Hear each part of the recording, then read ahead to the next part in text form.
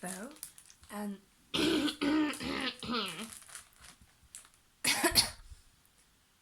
hello. Okay, that'll do. Oh my god, Anna, there's something in my eye. What is this?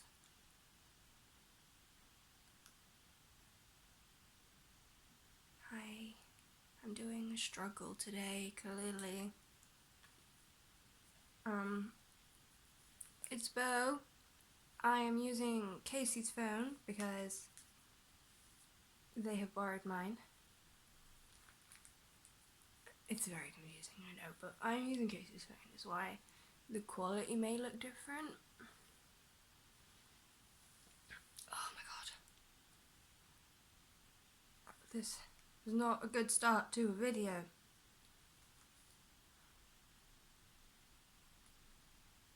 Hi. Hello.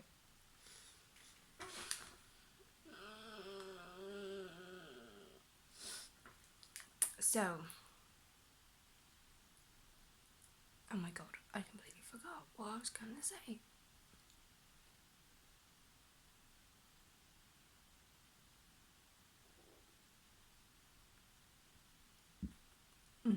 Okay. Okay, so, I completely forgot what I was gonna say.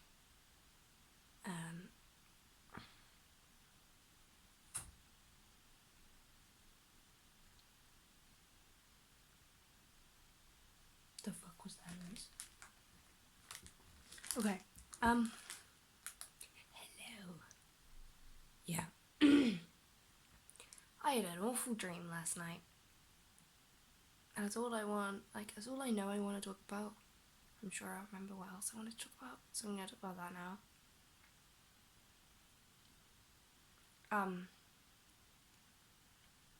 Yeah, I had a very scary dream.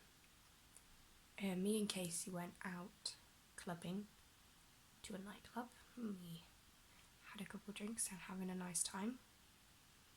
And then all of a sudden it was like the next morning. And I'm looking at Casey and I'm going, I don't remember what happened last night. And we're both starting to like really panic because it wasn't just like I was drunk. Trigger warning for this dream, by the way. And then Case was like really starting to freak out and was like, oh my god, somebody spiked us.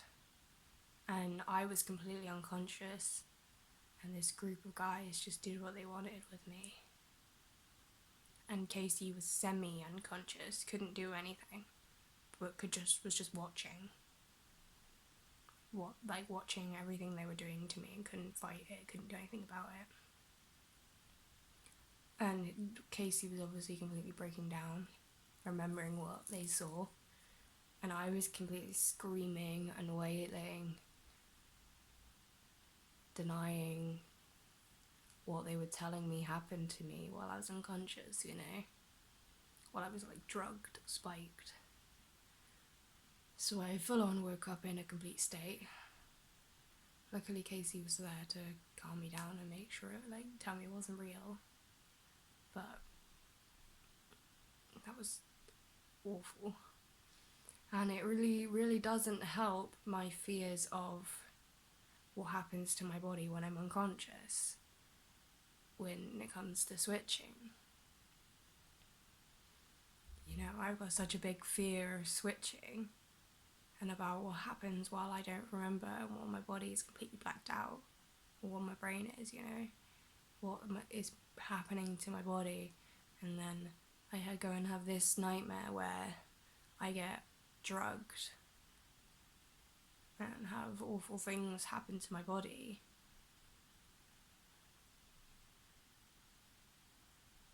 Safe to say I'm a lot scared.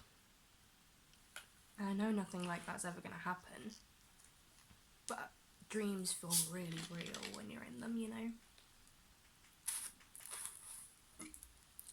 Not fun. Yeah. So that's kind of been really lingering today. Just kind of still kind of keep reiterating to myself that it was just a dream, it wasn't real, but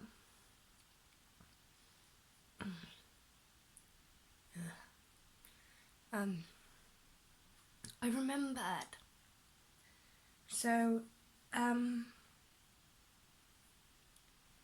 the past like year or two maybe, I've been really starting to look into my mental health and what's been going on in my brain and what is going on in my brain. And you know, I've been finding more and more things that make sense and fit and figure things out. You know, when someone told me that I'm bound to have depression because depression is a major symptom of my chronic pain condition, and they were like, yes, of course you have depression, you're in pain all the time, it's a common symptom for a reason. And I was just like, oh, okay, I'm allowed to be like this, you know. But you know, when I saw Jess's video about DID, and I was like, fuck, that's what's been happening to me.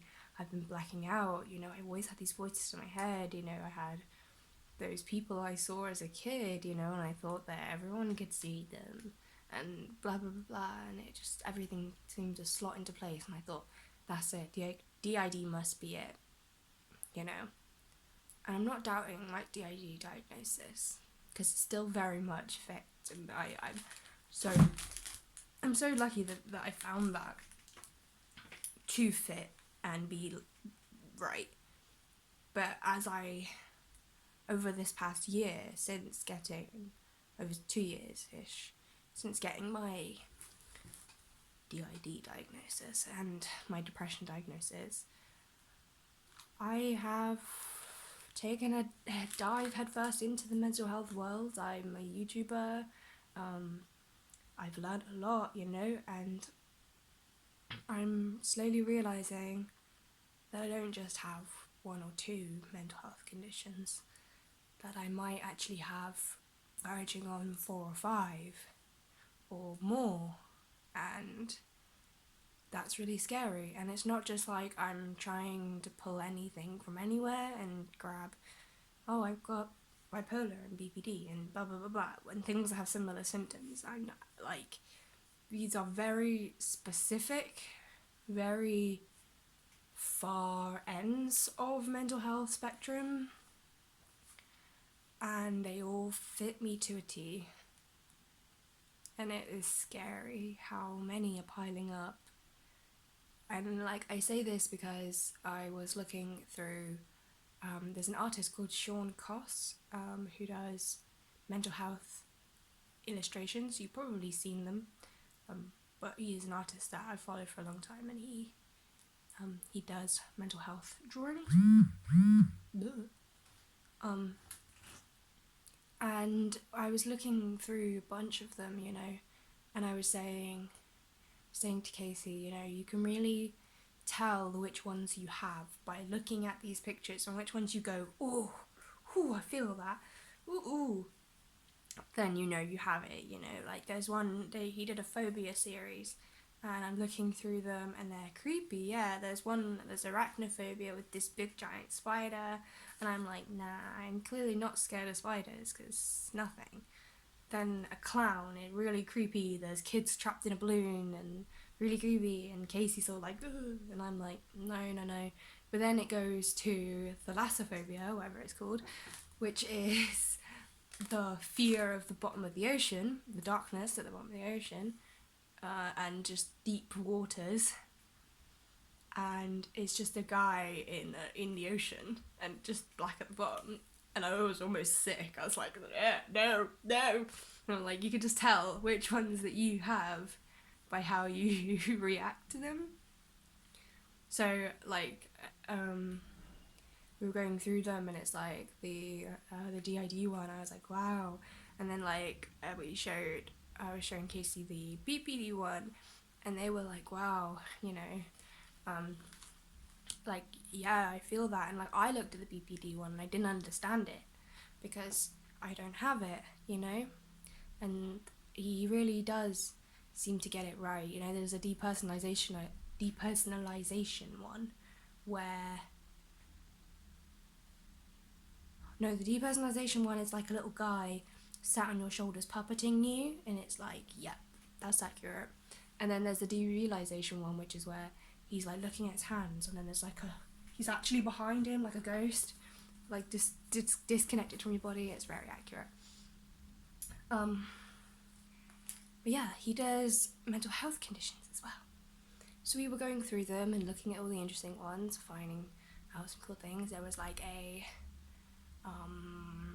smile syndrome or something like that, happy smile syndrome, which like it comes from faking a smile so much that you get depression. Yeah. But like, we were going through them, you know, and just learning a bunch, and it just being a cool thing. And then I scrolled to one, you know, and I looked at it and I was a bit like, And then I read the description, you know, of what the drawing was of and what the symptoms of this condition were. And every single one he wrote was me. And it's not like oh my god, that's so me. These are like real, genuine symptoms of this condition include, you know, if it was depression, it'd be major depressive episodes, you know, lack of self-esteem, things like that were written for this specific condition. And it was exactly me, and I hated it. I was so disgusted because I don't want to be labelled with that, you know, with this thing. And again, it's a mental health condition with a stigma. I don't like the stigma. But it's another one that I'm like, holy fuck. And I read out the symptoms. I didn't say what it was. I said, listen to this. And I read out all of the symptoms, one after the other. And Casey just stared at me and went, that's you. I'm sorry, but that's you. And I just stopped and I was like, fuck, why another one? You know, like I was just looking through, glancing at them, and then there was hoarding disorder. And I was like, people always call me a hoarder, ha ha ha, lol, it's nothing. And then I opened it, and again, looked down all of the symptoms, and it's not just the excessive keeping of things, it's the not letting go of things in case you need it, this constant fear in case you need it, the deep upset of letting go of possessions apparently isn't normal. And I've always said that losing one, ever since I was so young, losing my possessions has always been the biggest deal for me. Like my grandparents, they don't take any of my crap, you know. They don't like me. They just shove me aside or whatever, you know. But the one time my family have ever gone, ooh, okay, was my granddad. No, it was 2 days, very quick succession. My grandma had dropped my favourite mug and broke the handle. It was still intact, so I could use it as like a cup, a brush holder or something. Just the handle was fallen off. And she just put it back in the cup, put it on the side. And then I came downstairs and she said, you know, oh, I broke your mug, don't worry, I'll get you a new one. And I was like, you can't get a new one, it's limited edition. I start really freaking out. It is my favourite mug, and I'm crying and I'm really freaking out. I just go completely upstairs, storm off into my room, and like, I'm like, I get it, you know. She comes up and she's like, I'm sorry. And I'm like, I'm not mad that you broke it, and like, I get that it was an accident. I'm just so upset at losing it, and I don't know why. I cannot get over this pain of losing that mug. And it's just a fucking mug. And then the next day, I had this set of mugs that were Game of Thrones. Each had a different house on them. If you put them stacked in this thing, they made the full map of Westeros. Really cool. But one of them had a little chip in it, and it didn't affect any of the pictures. Still perfectly usable. I kept it because it completed the set in my room. I used it, it went down to the kitchen to be washed, and my granddad threw it out. And fully threw it out. Smashed, broken, in the bin, in the trash. And I lost my shit. I literally went nuts, and I was like, you do not touch my stuff! Never throw my stuff out without asking me! If it looks like a piece of trash, I don't care! Put it back! Unless it's obviously rubbish, like a wrapper like this, then don't throw it out! I was like, because this piece of paper I made, this thing here is something else, please don't throw away my stuff! And they were just like, okay. And they never did it ever again. Anything that looked remotely broken, anything that looked remotely like rubbish but could have possibly been something I wanted to keep, they kept it, and they just didn't fuck with me again. But like, that's not a normal fucking thing to do. That's not a normal reaction for people to have over mugs, you know? And like, I was reading through all of these things, and it's like the not having enough room in your house, and the like, look at all my crap. Yeah, and like, I know I'm going on and everything, but it's when little things like that, you know, I just thought it was a little bit quirky and I just liked my things. But then when you look into it, it turns out to be an actual disorder that's affecting your life and other people. You know, it's affecting Casey because I live with Casey and my house is full of my junk, you know. Like little things I thought that were just kind of just slightly me or a little bit weird are not. They're actual large symptoms of multiple different conditions, and I'm like, great, you know. And it's hard to get across without naming them all. But I don't want to name them all and divulge everything, you know. But hoarding is a good example because I've always been a hoarder, and I thought a hoarder was just like a goth or a footballer. It was just the thing you did, you know. I was just a hoarder.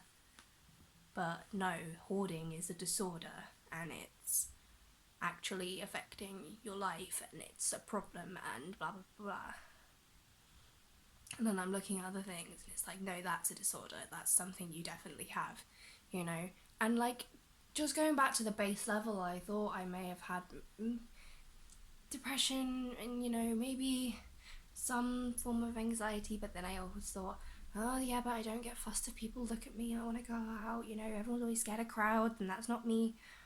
But then, as I've become an adult, and especially diving headfirst into the mental health industry, I've noticed I have chronic depression due to a medical condition. I have catastrophizing anxiety, not social anxiety, which is why I never fit in with my friends' anxiety, was because I wasn't scared of how people saw me, I was scared of my car blowing up. Different type, you know? I learned that I very much have PTSD, and I have DID, and with DID comes derealization and depersonalization. And that list is piling up, and now I'm like, do I need to write on the back of the page now? Is my list piling up that much? How fucking broken am I? Ugh. I don't know. as much as it's scary and daunting finding out these new things, you know, it's always a very bittersweet thing, because it's like, oh fuck, that's what it is. Yes, I fucking found it. That fits so well. Yes, I am so pleased. Oh my god, I figured it out. It's taken so long. Oh my god. Oh my god. I have this. Oh no, I have that. Great, now I have to accept it. You know, it's like, it's real bittersweet. And it is, everything's kind of going, oh yeah, that makes sense. Oh yeah, that makes sense. Wow, okay, that makes sense, but it's,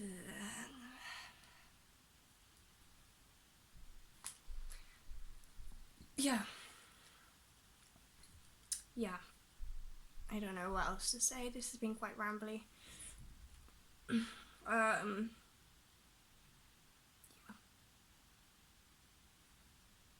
forgot to say. Send peace, love, happiness. Send good vibes. Send banging tunes. Ibiza party.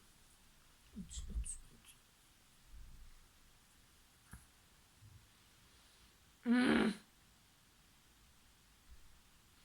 gonna go because I ain't got anything else to say really. Yeah.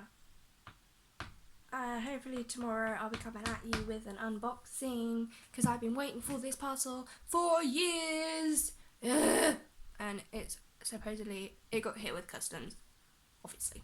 So I've arranged for it to arrive and be delivered tomorrow. So hopefully tomorrow will be an unboxing video, and it's gonna be fun and happy and sexy times. So yeah, look out for that. I'ma go make some dims with my giant baguette.